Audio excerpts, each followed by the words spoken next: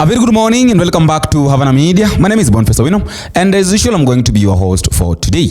Now ladies and gentlemen, before I start the conversation of the day, I would like to appreciate those who have been giving you your support, because without your support this channel cannot grow the way it's growing. And just a reminder, if at all we are meeting for the first time, you can also take a minute, go down there, click the subscribe button. You can also like, share, drop a comment in the comment section telling me where you're watching these videos and even your thought. If you're within the country, it's good to tell me which county are you watching this video from, and if you're outside the country, it's good to tell me which country are you watching this video from. If you're within the country, you can as well tell me how your member of parliament or how your governor is taking you. How are they doing that? How are they performing? Is the performance worthy that can allow you to re-elect them coming 2027, or they're worthless? They don't need your votes, or they don't need to be re-elected again, because that is one of the things that is really affecting us right now in Kenya, because leaders have failed. Leaders are really failing to do what they're supposed to do. They've started campaigning already. Some of them are neglecting their jobs. They're not there. And also those who still don't have MPs. I remember, I know that there are some areas or some constituencies which has got no members of parliament, like the likes of Opiyo Wandayi. I think Opiyo Wandayi from Ugunja constituency. They don't have Opiyo Wandayi was taken in as a CS, so they're still lacking a member of parliament, and many other areas. There is also a member of parliament who died. I don't know which part of the country, which constituency is that. So we still have vacant seats, and we don't have IBC. The selection is still going on. I really don't know what they're planning to do on that, but one thing I know for sure is that at the end of the day, we will have to do the election. We must have the chairman of IBC and all that, so that things can run the way they need to run. Now, getting into our discussion, I've got around two things to talk about. Number one, there is a statement that has been made by Wamuchomba, and I've been asking myself a lot of questions after listening to Wamuchomba speaking. Number one question that I asked myself was this: that why is it Wamuchomba was summoned at the DCI? Okay, what was the cause of Wamuchomba being summoned to go and write a statement at the DCI? Why is it that you once you are a leader, you can't criticize or you can't correct the government?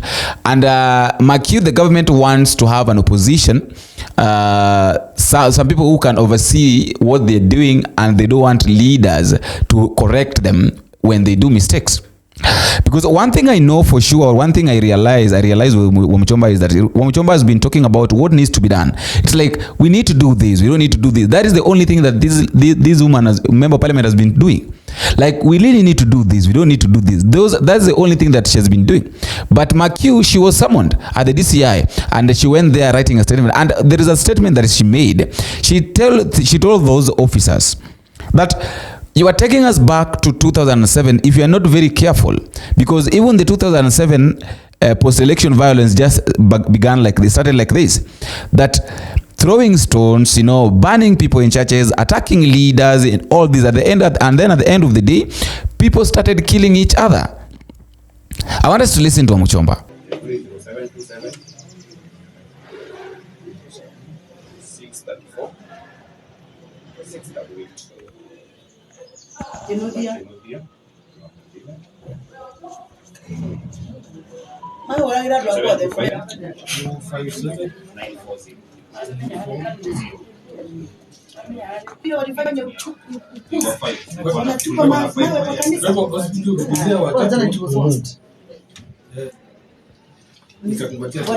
Yes. Everybody must be called because nimesema kila mtu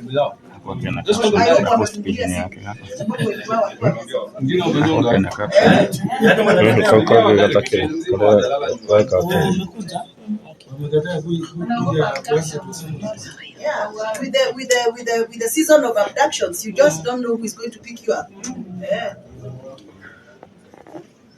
Lakini officer, munaogopa. This trend is a very dangerous trend.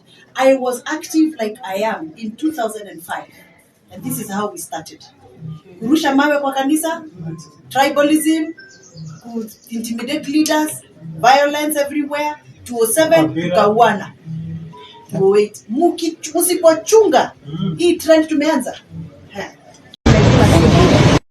Ujumbe mfupi anipatie summon kwa SMS na atakataa. Nitamwambia basi nitumie kwa WhatsApp, atakataa.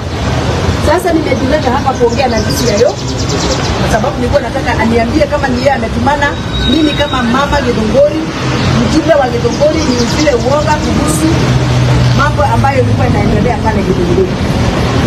Na DCIO hapa na timu yake na DCIO hata yule anasimamia criminal investigation in the region anaitwa Dr. Mugambi amenipigia leo akaniambia sisi hatujui maneno kama hayo, hao ni wakora. Na mimi nafikiria wao wanatupigia simu, wao ndio wanaamka watu na wanaua watu hapa wakuu, na kwa hivyo lazima tuwafichue na tujue ndio kina nani wale ambao wanampigia simu alafu wamezima simu. Kama yule nilipigia simu sasa amezima simu jana yote, hata leo amezima simu, na jina yake inaanza na jina Meshira, anajiita Meshira. Nikituma M-Pesa kwa hiyo namba ndio nijue majina yake yote, nikaona imerejeshiwa na Meshira. Kama hakuna Meshira kwa DCIO na kwa DCIO hakuna mtu anaitwa Meshira. Kwa hivyo those are the people who are mercenaries hired by politicians to intimidate, kill and abduct. Kwa hivyo mimi nataka kutangaza hapa, maisha yangu iko mikononi ya serikali. I am a public servant elected by the people of Githunguri. Anything happening to me, tunajua ni akina nani wanatumana, na tunajua ya kwamba sio hao tu wanatumana, hata wanajileta. On Saturday morning, Mheshimiwa Kago Walekia ambaye.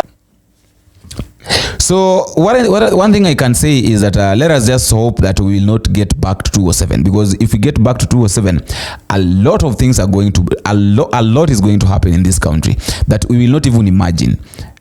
You know, people really struggled after the post-election violence. I think a lot of people really struggled to build themselves. People really struggled to bring back what they lost. Like, a lot of people lost their businesses and then they started rebuilding the businesses. So it might be very much painful going back to an era where we came from about attacking it. But one thing I know, or one thing I'm happy of, is that even though we might, or even though people might be dragging us back to 2007, it will not be as serious as it was, because, you know, back then we had got this issue of tribalism and all that. You know, Luos hate Kikuyus hate Kambas hate Luyas hate Swahilis. So that thing, like, we don't need to associate with these people, was very much rampant. But right now I don't see it happening, because I think back then even the intermarriage was not that much viral unlike now. Because right now you find that Kikuyu is marrying a Kamba is being married, and most of Kamba ladies are being married by Luos. So you see that intermarriage has really made people understand that we are one country, and we need to depend. We really depend on each other, either by business wise, marriage wise, and all that. So I don't think that we can go back to 2007 post-election violence. So number two, if you at all you didn't listen to Rigathi Gachagua yesterday, KTN Live, the way he was trying to explain what conspired between him and William Ruto, you know, I think it was an episode 2, and I'm really trying so hard meeting one of these guys, even if I'll get one of them, because I feel like there are some of the questions that these people are not being asked. I feel like these guys are I don't know, personally I feel like there are a lot of things that these guys needs to tell us, especially these people that left this government. They really need to tell us a lot of things. There's some of the things that they are not telling us. There's some of the true things that, okay, in as much as maybe they can be saying that they're truthful men, but there are some of these things that I don't think they're telling us. I don't think. So I'm really trying so hard. First, I want to start with Edwin Sifuna, that is the Senator of Nairobi County. I contacted him yesterday, so hopefully, if things goes on well, we might have a conversation before the interview. You know, we might do one or two things, but I'm just hoping that all shall work well, and we'll have either of them. So Rigathi Gachagua is talking about the issue of attack. Let us start with the issue of attack before we come to the issue of Faruk Kibet and Dennis Itumbi. Rigathi Gachagua is talking about the way why when he was attacked at PC, remember, Mwiki? And Rigathi Gachagua is trying to compare it with what happened in Kiambaa. Remember, children, women, old men, and old women were burned down to ashes in Kiambaa. A church, for that matter. So Rigathi Gachagua is trying to say that whenever William Ruto does something like this, attacking church, it makes people remember what he did back then in Kiambaa. I want us to listen to this. The impunity when 35 women and their children were in a church in Kiambaa, and goons went and touched them inside the church. And when they tried to save the children, they say, let us die, but let the children not die.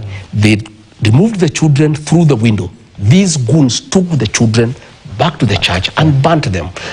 What happened yesterday, the message it has sent to the mountain, is that the same people who had the impunity to burn Kiambaa church and people inside are back, and we are noting, we are observing. And it has brought a lot of emotions. These are wounds that people wanted to be healed and forgotten.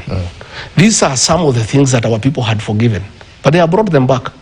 The minute you said goons inside a church to kill Rigathi Gachagua and to kill Christians, you automatically bring the memories of Kiambaa church and what these people did to our community in Kiambaa. Okay. Yes. Well, we'll definitely try and reach out to the Madeira Member of Parliament, Wamuchomba, to get his side of the story, because you've made allegations touching on him. But briefly, your analysis of the relationship between the church and the state as we finish off on this matter, because you were part of the Kenya Kwanza administration that used the church to rise to presidency.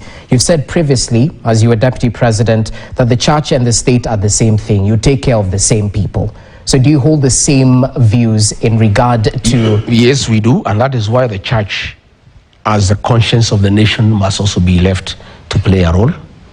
Now that the government has captured the opposition, now that the government has captured parliament, the church must speak for the people, because we serve the same people. And they also want the improvement of the welfare of the Kenyan people. So let the church speak. Let the church be allowed an opportunity to comment on what is going on.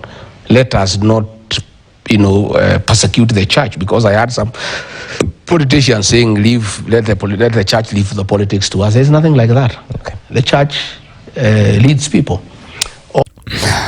Another one is the issue of Rigathi Gachagua is trying to answer William Ruto concerning the issue of Faruk Kibet, and he's saying that Faruk Kibet is not a kid. Faruk Kibet is a co-president. Probably before we come to that, he said I fight small people. I don't fight anybody.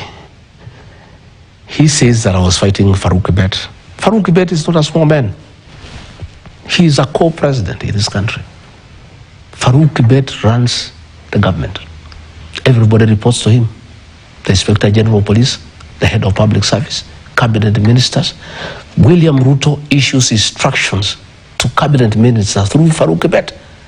Ministers tremble at his very sight. So, Faruk Kibet wanted to give instructions to Rigathi Gachagua. Rigathi Gachagua was elected by the people of Kenya alongside William Ruto. There is no way I would have allowed Faruk Kibet to give instructions to me. And let me tell you, Rogers, Faruk Kibet was trying to run my office, make appointments for people to come and see me. And initially, I thought it's okay, maybe that's how William Ruto wants us to work. Until I learned that Faruk Kibet was collecting money from people to come and see me, and I have nothing to give them in return. And I went and I told the president, Mr. President, I'm your principal assistant. Please, your personal assistant cannot give me instructions. And if you want to give me any instructions, you give them yourself and I obey them to the letter. But you cannot use your PA to order me around. So if Faruk Kibet is a co-president, what about Raila? After all, guys, that is just my thought, and that is all I have for today. Let me know what you think in the comment section, and until we meet again, I've been your host, Boniface Awino. Bye-bye.